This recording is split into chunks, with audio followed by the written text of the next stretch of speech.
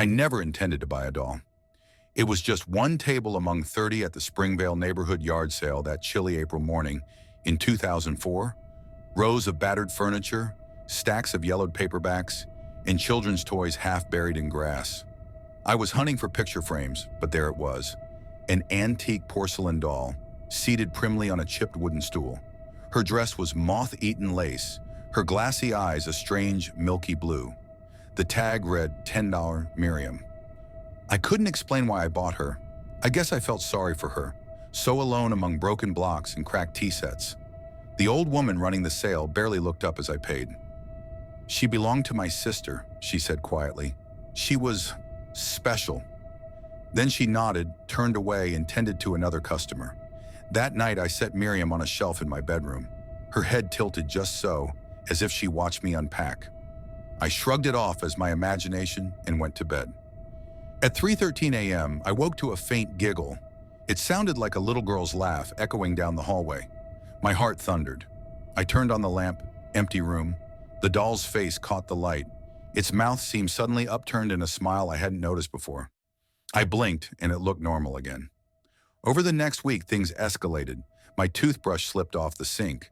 My keys vanished from the bowl by the door, only to reappear on the windowsill behind me. I'd swear I heard tiny footsteps padding outside my door, then see a shadow flit across the wall.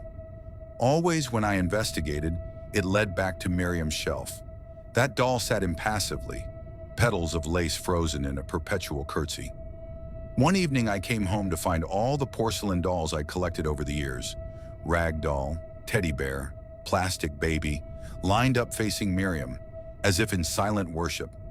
I jolted backward, heart pounding, and nearly knocked over a lamp trying to flee the room. I called my friend Jenna, a photographer, and begged her to spend the night. She arrived with her camera, determined to catch the prankster I was sure was hiding in my house. Around midnight, we sat on the floor, Jenna's flashbulb at the ready. "Show yourself," I whispered to the dark. We waited. At 2:46 a.m., the first flash went off.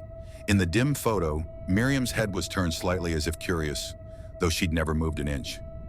Jenna snapped again. In that image, her eyes glowed a soft, unnatural amber. My blood ran cold. We raced to the shelf. The doll stared forward, unblinking and still. Jenna and I researched the doll's origin. Local records showed the previous owner, a little girl named Miriam Hawthorne, had died in that very house in 1928. Found at the top of the stairs, her face bruised, her body cold. Rumor was that she'd been playing upstairs, carrying that doll when she tumbled. Her mother had sunk into grief and sold everything in the house, including Miriam's toys. I decided to return the doll to the yard sale woman. The next morning I drove to the address on the faded flyer, only to find the house abandoned, the yard overgrown, the windows boarded. A single "for sale" sign leaned crooked in the mud. No sign of the old woman or a yard sale. The mailbox was empty, and the air hung eerily still. That night the giggling returned, louder and closer. It echoed behind my headboard, in the closet, under the floorboards. At one point I heard soft weeping, then a child's whisper, "Play with me." I bagged the doll in heavy garbage bags and drove to the dump. I hurled Miriam into a metal scrap container and walked away without looking back. My relief was instantaneous. Quiet, peaceful relief. A week later I found a single pink ribbon curl on my pillow. Miriam's hair. No sign of the doll. I never slept in that room again. Whenever I visit a yard sale now, I steer clear of toys that stare. But sometimes when I pass a little girl playing with a doll in the sunlit grass, I feel a flicker of dread, wondering if she too carries a secret no one knew she buried with her. I never meant to bring home more than an old dresser, just a bargain find at the town's big spring yard sale.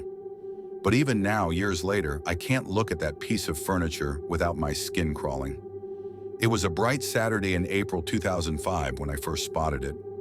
A mahogany Victorian-style dresser, its curved front and turned legs coated in peeling, dark varnish. A yellow tag read $45, estate sale.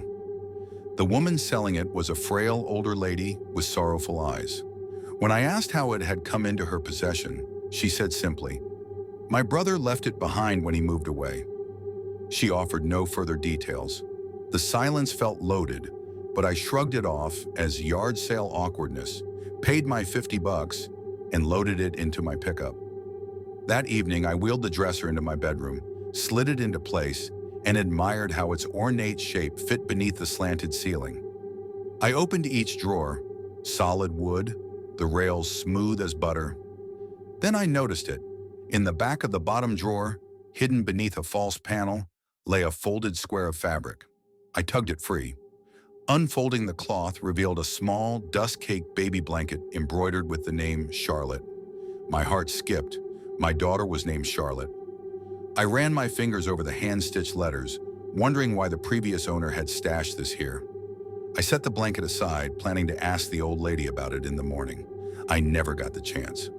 That night, my dreams were plagued by the wail of an infant. It rose from the dresser's direction, a high, keening lament that jolted me awake around 2:17 a.m. The room was pitch black, but the crying continued, echoing off the walls, as if the dresser's wood itself mourned. I sat bolt upright in bed, pulse pounding, and focused on the sound. It stopped. I crept over, my hands shaking as I reached to open the bottom drawer, only to find the blanket gone. Over the next few days, the dresser became a magnet for all things strange. The drawers would shift slightly open when I returned home, even though I was certain I'd close them. Objects I'd placed in the top drawer, a hairbrush, a pair of socks, would later be discovered on the floor. Worst of all, I began hearing soft whispers at night, a voice too faint to decipher, but unmistakably female. It drifted through the room like a breeze, always most audible near the dresser. Desperate for answers, I called the woman from the sale. She sounded uneasy on the phone. When I asked about the blanket, her voice cracked. "Charlotte, my niece. She died decades ago. They never found her body." She explained that her brother had abandoned the family farm after his baby daughter vanished without a trace. The police had searched the land for weeks, but in the end, the case went cold. He left town soon afterward, taking only that dresser with him. The world froze for me. I realized the blanket must have hidden Charlotte's scent, or perhaps her spirit trapped inside the dresser all those years. I vowed to return it. Late that afternoon, I wrapped the blanket in a plastic bag and drove to the old farmhouse on the edge of town where the sale had taken place. The place was boarded up, windows dusty and broken. No sign of the woman or her family, only the wind rattling dead leaves across the porch. I left the blanket on the stoop and backed away, watching the plastic sag in the breeze like a pale wraith. I heard a soft tapping from within, tiny, measured, as if a child's fist gently beat against the wood. I sped off and didn't look back. That night, the crying returned, but this time it came from my neighbor's house 2 doors down. I rushed outside to find a circle of onlookers gathered before an open window. Their baby daughter, Charlotte's namesake, lay awake in her crib, staring at the wall, tears streaming silently as she whispered, "Mama? Mama?" The police found no intruder. The crib and walls bore no handprints, no signs of forced entry, just the child's tear-streaked face and the echo of her broken voice. My neighbor later told me she'd never seen her daughter so frightened. I realized then that whatever had clung to the dresser had followed me home. The next morning, I hired movers to haul the dresser to the dump. They pried the drawers free, tossed the whole thing onto the metal pile, and I drove away, my hands shaking on the wheel, praying I'd never again know the sound of a child's cry in the dead of night. Weeks later, I read in the paper that a local man found an old heirloom dresser among discarded debris at the landfill.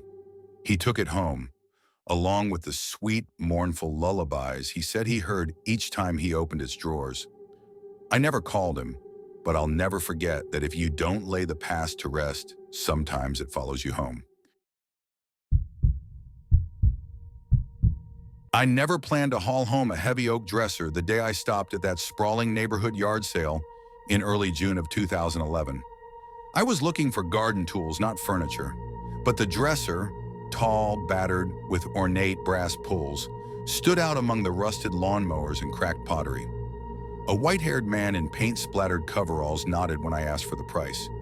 $20 and it's yours. I drove it home that afternoon, wrestled it into my bedroom, and slid open the top drawer. The felt liner was intact, its blue velvet worn thin at the edges, But what caught my eye was a bundle of yellowed envelopes tucked into a false bottom. I fished one out. The handwriting was spidery and cramped, dated April 1978, addressed to Mama. Inside, a trembling confession. I couldn't stop him, and now the little boy's gone. I'm so sorry. My heart hammered.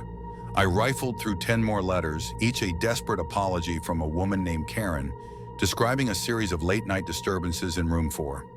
No note from the previous owner, no explanation for why they'd hidden these or why they'd sold the dresser without a word. That night, I couldn't sleep. I kept imagining a child's laughter echoing from the walls. By morning, I knew I had to understand. I Googled the sales silent host and found city directory records. The paint-splattered man's name was Walter Hawkins, and the house the dresser came from had burned down in 1982. 4 people died: wife, husband, and 2 young children. The newspapers blamed an electrical fire, but the coroner's report noted shattered glass inside room 4, as if someone had broken a window to let the smoke out. Shaken, I called the county archives and requested old police files. A week later, I held a stapled report. Room 4's occupant had been arrested in 1977 for child endangerment. His wife got protective custody of their son, but he vanished before trial. Rumor was he'd spirited the boy away, and no one ever found them. The letters were Karen's attempts to contact her husband, begging for rescue, pleading that she'd hidden evidence of his folly in the dresser. I felt sick. That afternoon, I drove the dresser back to the yard sale address, now vacant at midday. A for sale sign hung crooked on the porch. I rang the doorbell, a chime deeper than modern bells. No answer. I left the letters on the front step, arranged neatly in a stack. That night, I awakened at 2:15 a.m. to the unmistakable creak of the dresser's top drawer opening and the soft rustle of paper. I sat bolt upright and grabbed my phone's flashlight. The room was dark, but the drawer lay closed. My blood ran cold as I realized I'd returned the letters. The only thing in that drawer now was the velvet liner, untouched. I never saw the dresser again. A week later, the sale sign vanished from the porch, and new neighbors moved in. I asked about the dresser. No one knew of it. The house had only 3 bedrooms.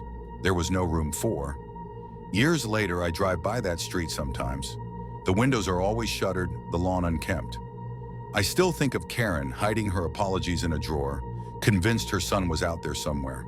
And I wonder who found those letters, if anyone did, and what they learned about the boy who vanished into thin air. Every time I glimpse a battered oak dresser in a thrift store window, I feel a twinge of dread. Because some pieces of furniture carry more than scratches and dents. They carry secrets no one should unearth.